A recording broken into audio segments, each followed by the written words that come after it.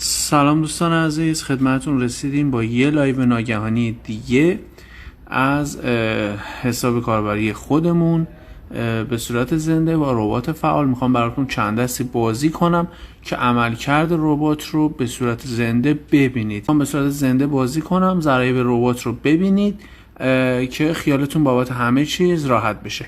همونطور که میبینید الان ضریب 1.56 داد، ما میزنیم 1.56 داده،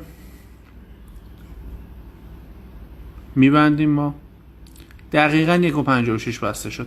بعدی 1.22 میزنیم، دقت بکنید ضرایب رو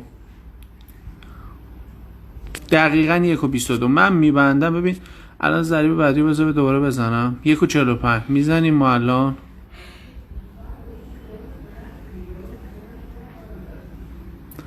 زودتر ببندم، 1.59 بسته شد. و این دفعه مثلا کمتر میگه ولی طوری نمیگه خطا بده. 1.12 الان من اینو میزنم دوباره، دقیقاً 1.12.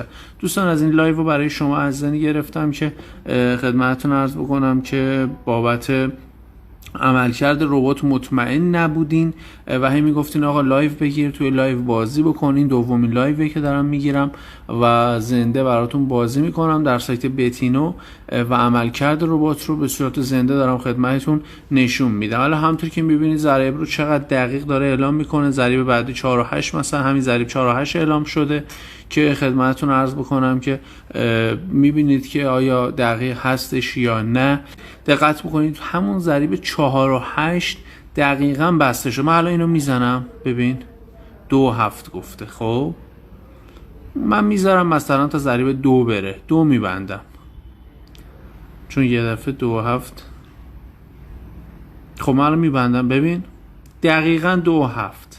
همونطوری که میبینی اینم ضریب بعدی. امیدوارم موفق باشیم و خدا نگهدار.